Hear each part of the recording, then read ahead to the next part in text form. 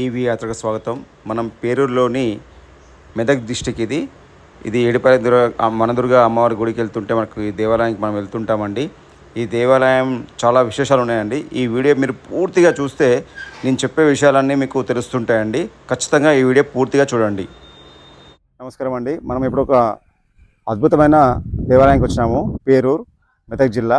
ఇది మనము ఏడుపాయలకు వస్తుంటే పాత రోడ్ ఉందండి, చాలా మందికి తెలిసి అనుకుంటాను. ఆ పాత రోడ్ నుంచి వస్తుంటే మనకు ఈ ఏడుపాయలది ఒక పాయ కనబడుతుంది, ఆ వాటర్ వచ్చేది. ఆ పాయకి అంటే ఆ పాయ ఒడ్డునే ఉన్న దేవాలయమే పేరూరు సరస్వతి దేవాలయము. ఈ అమ్మవారు కూడా స్వయంభూ దేవాలయము. ఈ అమ్మవారిని కూడా దర్శించే ప్రయత్నం మాత్రం ఖచ్చితంగా చేద్దామండి. ఇది ఏడుపాయలకి పాత రోడ్లో వస్తుంటే మనకు హైదరాబాద్ నుంచి వస్తుంటే రైట్ సైడ్లో ఉంటుంది. అదే మనము ఇక్కడ నుంచి మెదక్ నుంచి వస్తే మాత్రము లెఫ్ట్ సైడ్లో ఉంటుందండి దేవాలయము. చాలా అద్భుతమైన దేవాలయము, సరస్వతి దేవి అమ్మవారి దేవాలయం. ఇదేనండి అమ్మవారి దేవాలయము. చాలా అద్భుతమైన దేవాలయం ఇది. ఇక్కడ అక్షరాభ్యాసము, అన్నప్రాసన, చాలా విధమైన పూజలు జరుగుతుంటాయండి. ఇక్కడి చుట్టుపక్కల గ్రామస్తులు ఈ దేవాలయానికి వచ్చి వాళ్ళ పిల్లలకి ఎగ్జామ్స్ టైంలో పూజలు చేయించుకొని పెన్నులు ఇక్కడే పంచుతూ ఉంటారు. ఈ అమ్మవారిని ఖచ్చితంగా అద్భుతంగా అమ్మవారిని పూజించి ఎగ్జామ్ రాస్తే విజయవంతంగా మంచి మార్కులు వచ్చి పాస్ అవుతారని ఇక్కడి స్థల పురాణం అండి. అమ్మవారి దేవాలయం అండి, సరస్వతి దేవి అమ్మవారు.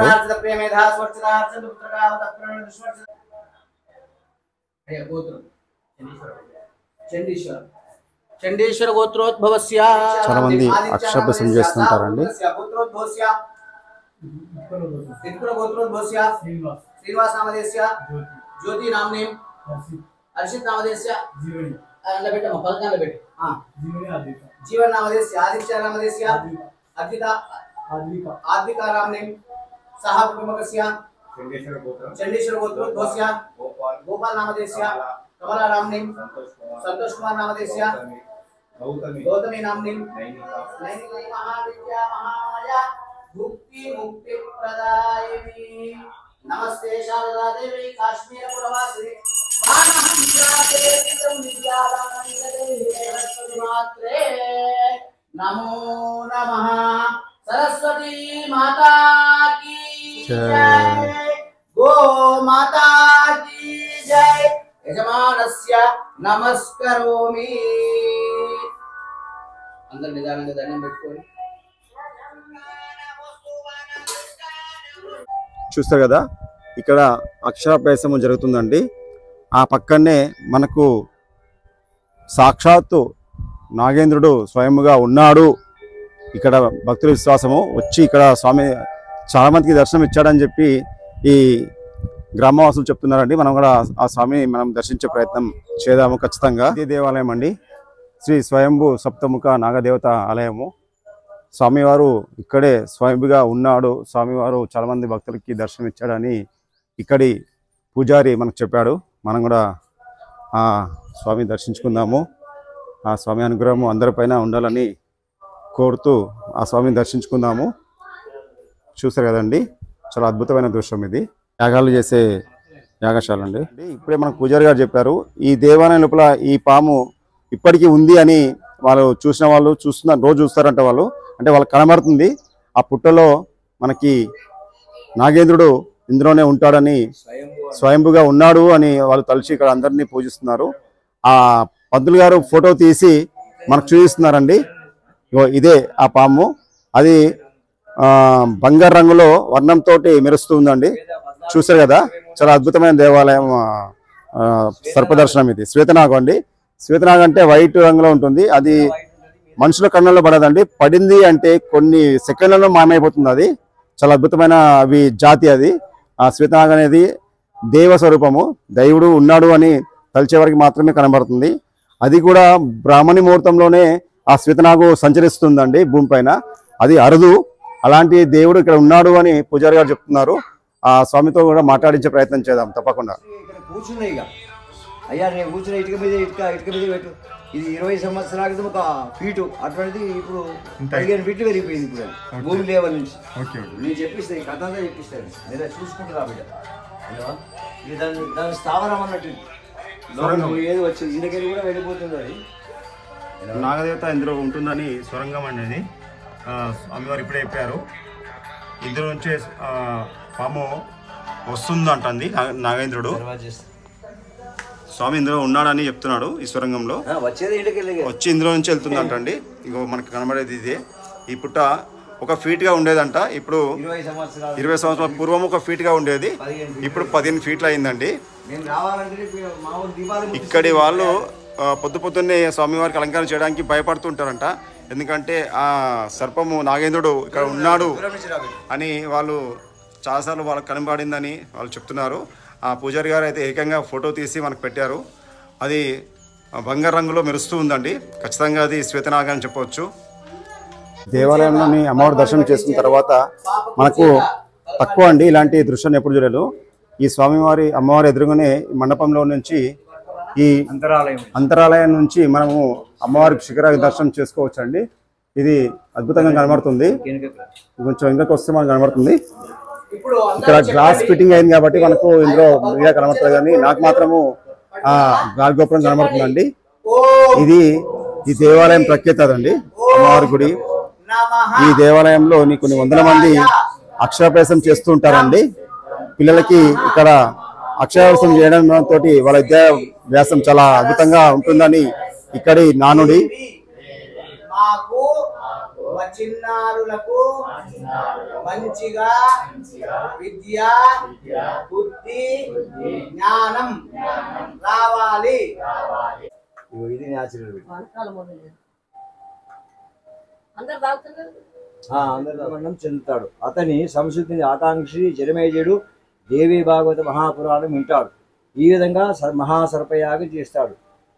దేదీప్య దేయమది కదా అంటే జనమేజయుని యొక్క తండ్రి పరీక్షిత్ మహారాజు ఒకనాడు వేట మార్గానికి అని చెప్పి బయలుదేరితే అన్ని మృగాలని సంహారం చేస్తూ ఇక్కడ ప్రదేశానికి వస్తాడు. వచ్చినప్పుడు ఏం చేస్తాడు కదంటే అక్కడ శమీక మహాముని అని తపస్సు చేసుకుంటాడు. పాపం కళ్ళు మూసుకొని తపస్సు చేసుకుంటుండు. రాజుగారు వచ్చిన తర్వాత దహం తీసుకుంటూ ఆ కొలను నీళ్లు తాగిపోయిన తర్వాత ఆ రాజును చూస్తాడు. ఏది ఆ మునీశ్వరుడు కన్ను మూసుకున్నాడు కాబట్టి తపస్సు చేసుకున్నప్పుడు చూడలేదు. అయితే ఆ రాజుగారి కోపం వస్తుంది, పరీక్షిత్ మహారాజు కోపం వస్తుంది. కోపం వచ్చేప్పుడు ఏం చేస్తాడు కదంటే నేను ఇంత పెద్ద రాజునున్నా, పరిపాలన చేసే రాజునున్నా, నన్ను చూస్తాడు చేస్తాడని కోపంతో అక్కడ చనిపోయిన పాము ఉంటుంది, అది తీసి మెడలో వేస్తాడు. మెడలో వేసి వెళ్ళిపోతాడు. వెళ్ళిపోయిన తర్వాత ఆ శమీక మహాముని కుమారుడు శృంగి అనేట ఆయన పొద్దున్నే దర్బాలు తీసుకురాని పూలు తీసుకురానికి అడవికి వెళ్తాడు. ఆయన వచ్చే వరకు తండ్రిగాడి మీద పాము ఉంటుంది. అయ్యో ఈ చచ్చిపోయిన పాము మా నాయనగారి మెడలో వేసిండు, దీన్ని ఎవరు వేసిండు, వాడు 7 దినాల్లో కూడా చనిపోగాక అని చెప్పి శాపం ఇస్తాడు. శాపం ఇచ్చిన తర్వాత అప్పుడు తండ్రిగాడు మేలుకున్న తర్వాత అయ్యా నాయన ఇగో ఇది నేను ఇట్లా శాపం ఇచ్చిన ఇట్లా సంగతి ఏంటి, ఆయన దుర్గుంజి పెట్టి చూసుకుంటాడు. అయ్యో నువ్వు పరిపాలన చేసే రాజుకే శాపం ఇచ్చిను, చెప్పిరాపో నువ్వు 7 దినాల్లో కూడా చనిపోతావు అని చెప్పిరాపో అని చెప్పి రాజుగారికి చెప్పిరాపో అని చెప్పి తోలిస్తే పోతాడు. రాజుగారు నువ్వు 7 దినాల్లో కూడా ఇంకా సర్పగండం ఉన్నది, సర్పం కాటేస్తుంది, నేను చచ్చిపోతావు అని చెప్తాడు. చెప్పి ఆయన బయలుదేరుతాడు. రాజుగారికి క్షణికావేశం, ఇక వశమైతే లేదు, ఇక ఎట్లయినా నేను చచ్చిపోతాయి, ఇక ఏం చేసేటట్టు ఈ రాజ్యం ఏం చేసుకోవాలి, ఇదంతా ఏం చేసుకోవాలి అని అప్పుడు శుక మహారాజుని పిలుచుకొని నాయన నేను 7 దినాలు చనిపోతా, మరి 7 దినాల్లో కూడా నాకు మోక్షం కావాలి అంటాడు. 7 దినాలు ఎందుకయ్యా రాజుగారు, మనము ఖాళీ 7 మాటలు కన్ను రెప్ప కొట్టినంత మాత్రమే మనం మోక్షానికి వెళ్ళిపోతాం, అటువంటి మార్గం ఉన్నది మనకు అని చెప్తే అప్పుడు 7 దినాలు ఆయన ఏం చేస్తే దేవి భాగవతం ఇదంతా కథలు చెప్తుంటాడు ఆయన. అయితే ఆ జనమేజయుడు ఏం చేస్తాడు, ఈ పాములు మనల్ని ఏం చేస్తే మంచి మంచి యుద్ధాలు చేసుకుంటూ వచ్చినాము, ఈ పాములు మనల్ని ఏం చేస్తాయి వినమా అని చెప్పి ఆయన కొంటి స్తంభం బ్రహ్మాండమైన మేడ కట్టిస్తాడు. చీమ పోవడానికి కూడా పార పెడతాడు ఆయన. పెట్టిన తర్వాత అప్పుడు తక్షకుడు బయలుదేరి ఏ విధంగా లోపలికి పోదామన్నా ఆయనకు సమయం దొరుకుతలేదు. అప్పుడు చిన్నగా ఒక ఆవాల గింజంత రూపం లోపలికి వెళ్ళిపోయి వంటశాలకు వెళ్ళిపోతాడు. పోయి ఒక పండు లోపల దొరుకుతాడు, ఎవరికి కనిపిస్తాడు. పొద్దున రాజుగారికి పండు ఫలాలు తీసుకొని ముందర పెడతాడు, వాళ్ళు వచ్చేస్తారు. ఒక పండు తింటాడు, 2వ పండు తినే వరకు దానికి బయలుదేరుతాడు. తక్షకుడు బయలుదేరి ఆయన కాటు వేస్తాడు. అయితే వచ్చేటప్పుడు ఎవరు కనిపించారు, పోయేటప్పుడు మాత్రం కొన్ని 1000 కిలోమీటర్ల దూరంతో పోతూనే ఉన్నాడు. ఆయన కాటు వేసుకొని పోతూనే ఉన్నాడు, వెళ్ళిపోతూనే ఉన్నాడు. రాజుగారు గురుగురు కక్కాడు, చచ్చిపోయిన తర్వాత దాన సంస్కారాలు అన్ని చేసిన తర్వాత అప్పుడు జనమేజయుడు ఈ సర్పజాతి మీద పగబడతాడు. ఆహా, మా నాయన గాని పాము చంపింది కాబట్టి ఇక కలియుగంలో కూడా పాముడు ఉంచ అని మహాసర్పయాగం చేస్తుంది. చేస్తే అప్పుడు ఏమైంది కదా అంటే అన్ని పాములు వస్తాయి. అయిపోయిన తర్వాత ఆఖరి ఒక తక్షకుడు ఒక్కడే మిగులుతాడు. ఎవరైతే కాటేసినా ఆయన మిగులుతాడు. ఆయన ఏం చేస్తారు కదా అంటే ఆయనకు మిక్కిలి స్నేహితుడు ఇంద్రుడు. ఆయన దగ్గరికి పోతారు. ఇంద్ర, నాకు అనేకమైన కష్టం ఉన్నది, నేను అన్ని పాములన్నీ అయిపోయినాయిగా, నేను ఆ అగ్ని ఆగుతాయిగా, కలిగినప్పుడు పామునుడే మా నాగజాతి మొత్తం నాశనం అయిపోతుంది, మరి మాకు ముక్తి మార్గాన్ని చూపించాలి అంటే, నా సింహాసనాన్ని నువ్వు చుట్టుకో, నిన్ను ఎవరు నా సింహాసనం ఎవరు కదిలియారు ఒకటి అదంతా చుట్టుకొని ఉంటాడు.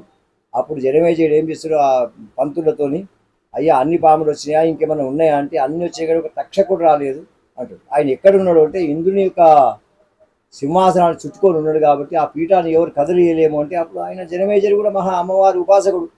సాయేంద్ర తక్షకాయ స్వహ అంటాడు. ఇంద్ర పీఠమే కదిలిపోతుంది అక్కడి నుంచి. ఆ పీఠం నుంచి వదిలించుకొని వస్తాడు. వచ్చిన తర్వాత బ్రహ్మదేవుని మొరబెట్టుకుంటే అయ్యా ఇది నా నుంచి అయ్యే పని కాదు, ఇది నేను ఇంకొక మార్గం మాత్రం చూపిస్తా. పాతాళ లోకంలో భోగవతి అనే నది ఉంటుంది.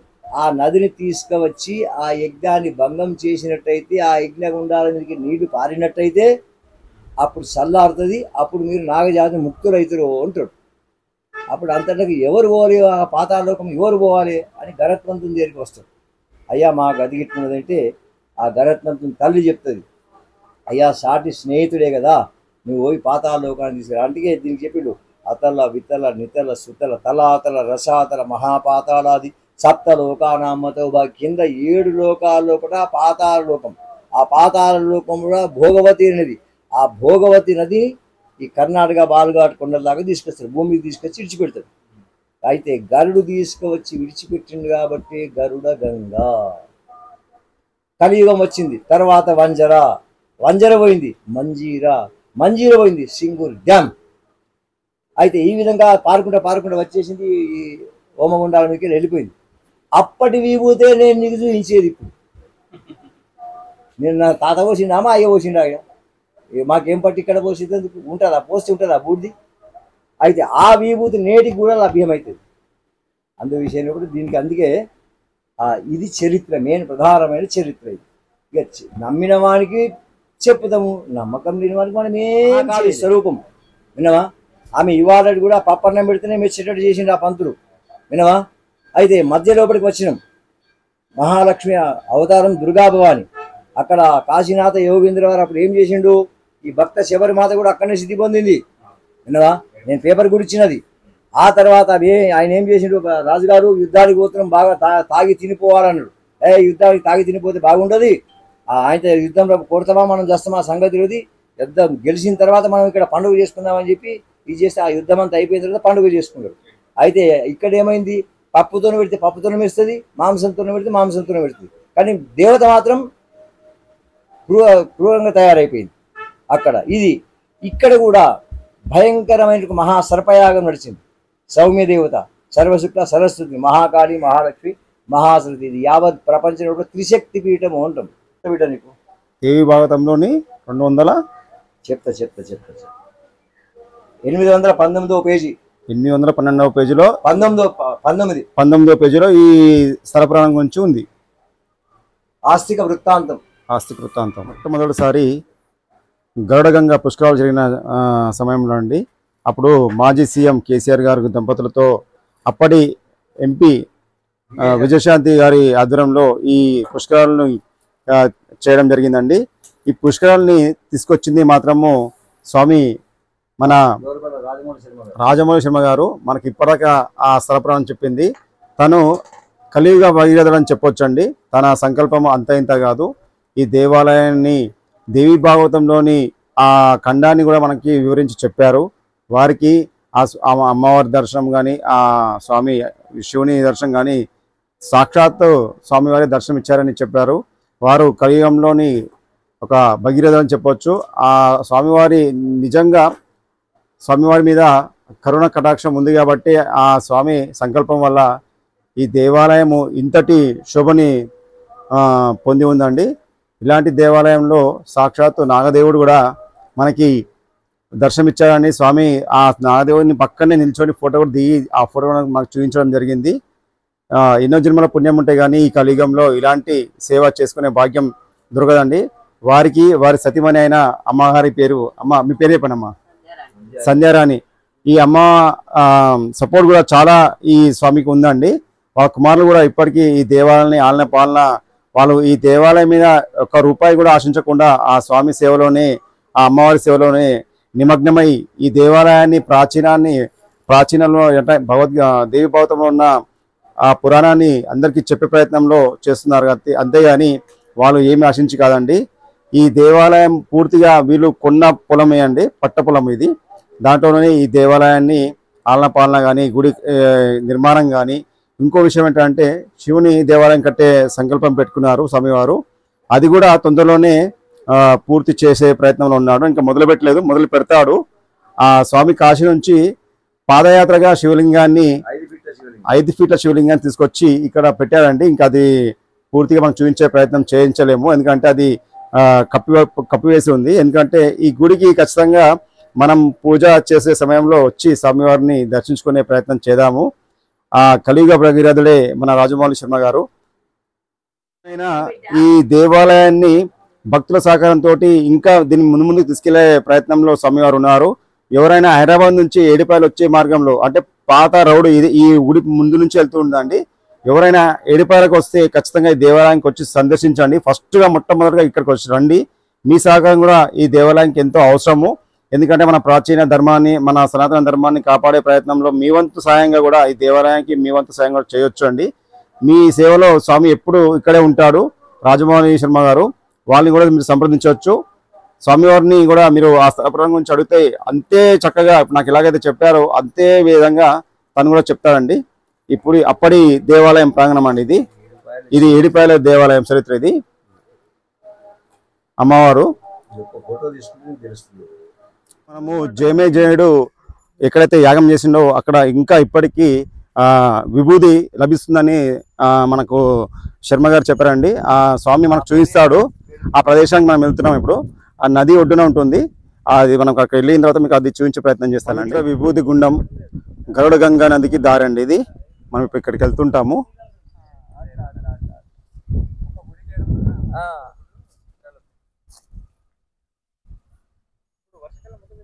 తెలంగాణలోని మొట్టమొదటిసారిగా గరుడ గంగానే పుష్కరాలు మంజిర నదికి తీసుకొచ్చిన కలియుగ భగీరథుడే ఈ రాజమౌళి శర్మ పంతులు గారండి.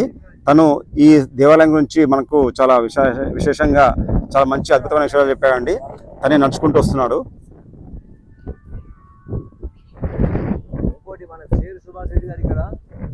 ఈ నూతనంగా నిర్మించిన ఘాట్ అండి ఇది, పుష్కర ఘాట్. ఇది స్వామివారు కూడా మనతో పాటు వచ్చి స్వయంగా మనకు అది విభూది గుండాలు చూపించే ప్రయత్నం చేస్తున్నారు.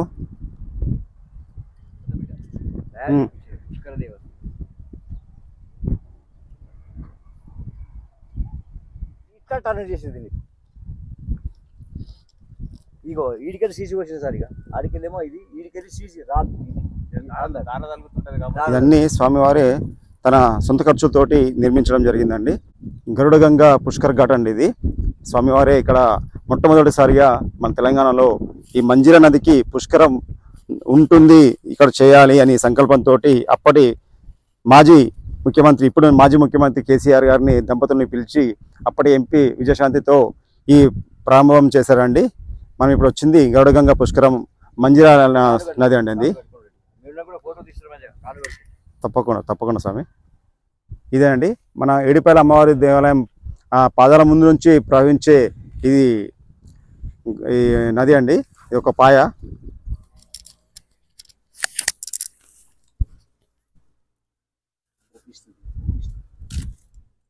ఏం కనిపిస్తున్నది? ఏమి కనిపిస్తడం లేదు, కానీ నీళ్లు కనిపిస్తున్నాయి కదా. అవును, నేను తీసినాక చూపించు. ఇది విభూతి గుండం అండి. స్వామివారే స్వయాన ముందుకు వచ్చి ఇది తీసి చూపిస్తున్నాడు.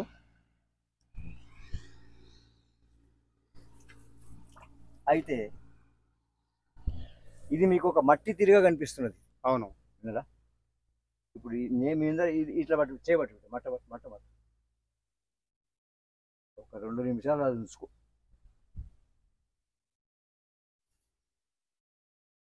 ఇది మనకు నిర్ధారణ. ఇది అంటే ఇప్పుడు ఇది కొంచెం నీటికి అంత ఇదైంది కదా, ఇప్పుడు నీకు ఆటోమేటిక్గా తెలిసేస్తుంది. నీకు కూడా పెట్టకపోతే మళ్ళీ మాకు ఓపెన్కి వస్తుంది కదా. ఏం లేదు స్వామి. అయితే దీని సంగతి ఏమదంటే ఇట్లా ఉంది కదా, విభూతి ధారణ వచ్చేస్తే తెల్లగా అవుతుందా చూడు. ఎండకు తెల్లగా అయిపోతే వెంటనే తెల్లగా అవుతుంటుంది. నేను ప్రధానమైన విషయం కొద్దిగా ఎండాలి అంతే. పక్కపడి తెల్లగా అవుతూనే ఉంటుంది. ఇది మనకు మెయిన్ ప్రధానమైన విషయం. అయితే ఆ సౌజన్య అని చెప్తున్నా, ఇగో ఈ కంబా ఉంది కదా, ఈ కంబా దగ్గర నుంచి ఇక్కడి నుంచి నువ్వు ఎంత ఈలో తీయాలి, అక్కడ గుడి దగ్గర తీస్తే వెళుతుంది, వస్తుంది 40 ఫీట్లు తీయాలి, తీస్తే అక్కడ వస్తుంది. ఇంకా కొంచెం పోయిన రోడ్డు పోయినామనుకో 80 ఫీట్లు తీయాలి. ఇట్లా మనకు ఒక 25 ఎకరాల పెట్టొస్తుంది. అంటే ఒక్క హోమగుండం వేస్తే మనకి ఎంత జాగా కావాలో, అప్పుడు ఎన్ని హోమగుండాలు వేసినా మనకు తెలియదు కదా. అవును, ఇన్ని పాములు ఆహుతి అయిపోయినాయి అంటే ఈ విధంగా తెల్లగా అవుతుంటది. వీటిది నీకు కూడా అయింది, ఇవి అయిందా? ఇది నీది నువ్వే చూసుకో. ఇక ఇది ఈయనకి బిరానా చూడండి ఎండిపోయింది, మీకు కూడా అవుతుంది. పక్క పోండి. విభూతి ధారణ చేస్తే ఎలాగైతే వస్తుందో అలాంటి విభూతి ఈ ఇప్పుడే మనము స్వామివారు ఈ ఇందులో నుంచి తీసారండి. ఇది ఒక విభూతి గుండం అని చెప్పవచ్చు. స్వామివారు మన కళ్ళ ముందరనే కట్టెతో తీయడం జరిగింది. ఎవరిను మేము ధరించినా కూడా అందరికీ ఎండిపోగానే విభూతి ధారణ చేసిన తర్వాత ఎలాగైతే విభూతి వస్తుందో వైట్గా అలాగే వస్తుందండి. ఇదే స్వామివారి ఇక్కడ యజ్ఞం చేసినట్టుగా మనకు ఒక ఆధారం. ఇది దేవి భావతంలోని ఏదైతే రాసి ఉందో స్వామివారు చెప్పారో అదేవిధంగా ఇక్కడ మన కళ్ళ ముందరనే మన ముందే తీసి చూపించాడండి. అది మన పూర్వజన్మ సుకృతము. అలాంటి స్థలంలో మనం వచ్చి ఇలాంటి దృశ్యాలను చూసి స్వామివారి మనకు ముందుండే చూపించాడు. చాలా ధన్యమైపోయిందని చెప్పొచ్చు మన జీవితము.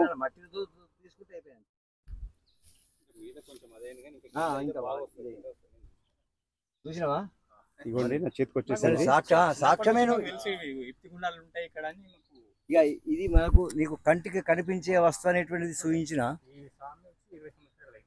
22 చూసారు కదండి. సాక్షాత్తు పరిషత్ మహారాజు కుమారుడు ఇక్కడ వచ్చి ఆ సర్పాలకి పూజ చేయడం, హోమాలు చేయడం తోటి ఇక చూసారు కదా మన కళ్ళ ముందనే ఇన్ని సాక్ష్యాలండి. ప్రతి చేతికి పెట్టంగానే విభూతి ధారణ ఎలాగైతే వస్తుందో అలాగే చక్కటి రూపం వస్తుంది. మొత్తం విభూతి అండి.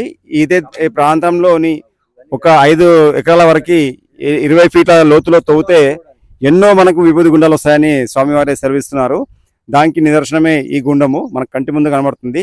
ఈ గుండము మన ఏడుపాయల వనదుర్గ అమ్మవారి తల్లుకుంటూ వచ్చే ఆ పాయలోనే పక్కనే ఉన్న గుండం అండి. మనకు కళ్ళ ముందు సాక్ష్యం ఇది. ఇందులో ఎలాంటి మాయమర్మం కానీ ఎలాంటిది లేదండి. స్వామివారు మన ముందే తీసి చూపించారు. మాకు అలంకరణ ఇప్పుడు మీ కళ్ళ ముందే చూపిస్తాను, కనబడుతుంది కదా నా చేతికి. నేను పొద్దున్న వేస్తేనే విభూతి ధారణ చేస్తానండి. అలాంటి విభూతి ధారణనే ఇప్పుడు ఎండిపోగానే కనబడుతుంది నా చేతికి. ఇది చాలా అద్భుతమని చెప్పొచ్చు. ఎందుకంటే ఇలాంటిది కళ్ళ ముందే సాక్ష్యాలు కనబడుతుంటే నమ్మలేము అని అనుమానమే లేదండి. అలాంటి విభూతి గుండం ఇది. విజయుడు ఇక్కడనే హోమాలు చేసినట్టుగా ఇది నిదర్శనము. ఒకటి చక్కటి ఒక చిన్న ఉదాహరణ మాత్రమే. ఇలాంటివి 20 ఫీట్లు తవ్వితే ఎక్కడైనా కూడా విభూతి వస్తుందని స్వామివారు సెలవిస్తున్నారు. తెలంగాణలో మొట్టమొదటిసారిగా ఈ తెలుగు గంగ అంటే మన గరుడ గంగకి ఫస్ట్ పుష్కరం తీసుకొచ్చిన మహానుభావుడు కలియుగ భగీరథుడు. ఎందుకంటే పూర్వము ఎప్పుడో ఆ గోదావరి పుష్కరాలు లేకుంటే కృష్ణ పుష్కరాలు విన్నాము. తెలంగాణలో ఎలాంటి పుష్కరాలు లేదండి. గోదావరి బాసరలో చూసాము, కానీ ఎక్కువగా ఆంధ్రలో చేస్తారు. మన తెలంగాణలో మాత్రం గరుడ గంగని తీసుకొచ్చింది స్వామివారే. మన రాజమౌళి శర్మ గారు తను ఎంతో ప్రయాసపడి చాలా కష్టాలు కోర్చుకొని తన వెనకాల ఉన్న కష్టము మాకు చెప్పాడండి. ఇప్పటిదాకా 1 గంట సమయం తీసుకొని చెప్పాడు. తన కష్టము అంత ఇంత కాదండి. ఖచ్చితంగా భక్తుల సపోర్టు, వారి నమ్మకాలు మీరు వస్తే కూడా అదే విధంగా స్వామివారు మీకు ప్రత్యక్షంగా వచ్చి చూపిస్తాడు అండి. మీ సపోర్ట్ ఖచ్చితంగా ఉండాలండి. ఎందుకంటే తనకు ఆర్థిక సాయంగా కావచ్చు, వస్తు రూపంలో కావచ్చు, ఏ రూపమైనా సరే మీరు ఈ దేవాలయానికి కానీ స్వామివారికి సపోర్ట్ చేయడం తోటి ఈ దేవాలయం గురించి 10 మందికి తెలుస్తుంది. ఆ 10 మంది కూడా అంతే పుణ్యాన్ని పొందుతారు. మన కళ్ళ ముందని విభూతి గుండం చూపించాడు స్వామివారే, కలియుగ భగీరథుడు. స్వామి చెప్పండి, మీరు మీ అనుభవం చెప్పండి. ధార్మిక భక్తాగ్రేసరులకు మనవి. ఇది 1990లో ఈ యొక్క జాగను ఖరీదు చేయడం జరిగింది. ఆ కాలంలో 8,000 రూపాయలకు తులం బంగారం ఉన్నప్పుడు 2.5 లక్షలకు తీసుకోవడం జరిగింది. ఆ తదుపరి క్రమేపీ చిన్న చిన్నగా కార్యక్రమాలు చేసుకుంటూ పోవడం. అప్పుడు ఇక్కడ ఒక పుట్టనే ఉంటుండే. ఆ తర్వాత అమ్మవారిని ప్రతిష్ఠించిన సరస్వతి అమ్మవారిని ప్రతిష్ఠించడం జరిగింది. ఆ తర్వాత ఈ యొక్క విభూతి గుండం ప్రతి మాఘమావాస్యకు అనేకమైన భక్తులు అందరికీ కూడా అన్నదాన కార్యక్రమం నిర్వహించడం జరుగుతుంది. మరి మాఘమాసంలో మరి అమ్మవారి నవరాత్రాలు, దసరా నవరాత్రాలు నడుస్తుంటాయి. మరి కార్తీక మాసం 4 రోజులు వనభోజనాల కార్యక్రమం ఉంటుంది. మరి ఈ ఉత్తర వాహినిగా ప్రవహించే నదులు కృష్ణా కానీ, తుంగభద్ర కానీ, పెన్నా కానీ తదితర ఏ నదులు కూడా ఉత్తర ప్రవాహం లేదు కాబట్టి మరి ఈ యొక్క దక్షిణ భారతదేశంలో గరుడ గంగగా పిలిచేటువంటి మంజీరాను పిలిచేటువంటిదే ఇదే గరుడ గంగ. ఆ యొక్క గంగకు అనేక ఉత్తర వాహినిగా ప్రవహిస్తుంది కాబట్టి మరి ఈ ఉత్తర వాహిని ప్రవహించే గంగ లోపల సమస్త భక్తులు కూడా స్నానం చేసినట్టయితే ముక్తులవుతారు అనేటువంటిగా అనేకమైన భక్తుల యొక్క నమ్మకం కూడా. మరి ఈ విధంగా కూడా ఇక్కడ ఇతిహాసాలు చాలా ఉంటున్నవి. ఈ నదిలో స్నానం చేసి విభూతి పెట్టుకుని ధరించినట్టయితే మరి మన యొక్క ఆరోగ్య రీత్యనే కానీ, సంతాన రీత్యనే కానీ, వివాహ రీత్యనే కానీ, సమస్త గ్రహచార దోష రీత్యనే కానీ అన్ని కూడా దూరం అవుతున్నాయని భక్తుల యొక్క నమ్మకం. మరి ఇట్టి పరిస్థితి లోపల ఈ ఛానల్ ఏంది ఈవీ యాత్ర ఛానల్ వాళ్ళు వచ్చి మరి ఈ యొక్క రుద్రయాగం చేశారండి. 500 హోమగుండాలతోటి మీకు కనబడుతున్నాయి ఇవే. స్వామివారే ఇక్కడి రాజమౌళి శర్మ గారు సొంత ఖర్చులతోటి ఈ దేవాలయాన్ని నడిపిస్తున్నారు. క్షేత్రానికి ఉత్తర వాహినిగా మంజీర నది ప్రవహిస్తుందండి. అందుకే ఇందులో స్నానం చేసి ఆ అమ్మవారిని దర్శించుకొని ఆ హోమగుండాన్ని దర్శించుకుంటే మహాపుణ్యము. ఖచ్చితంగా ఈ వీడియో మీకు నచ్చినట్లయితే లైక్ చేయండి, షేర్ చేయండి, సబ్స్క్రైబ్ చేయండి. ధన్యవాదాలు. ఖచ్చితంగా ఈ దేవాలయాన్ని దర్శించండి. దేవాలయం అండి. ఈ వీడియో పూర్తిగా చూసిన వారికి అందరికి ధన్యవాదాలు. ఈ వీడియోని లైక్ చేయండి, షేర్ చేయండి, సబ్స్క్రైబ్ చేయండి. ధన్యవాదాలు.